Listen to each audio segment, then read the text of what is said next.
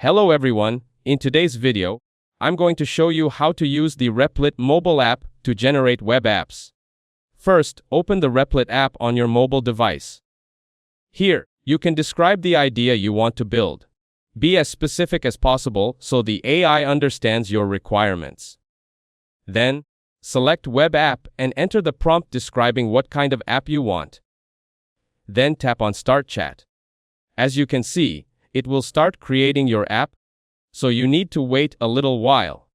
To make sure it builds what you need, it may ask a few follow-up questions. You can provide answers based on your app idea. Next, choose how you want to continue. You can either build the entire app automatically or start with a design. For example, select Start with a design and tap on Start Designing.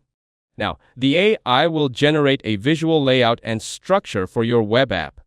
Once done, tap on Preview to see your app in action.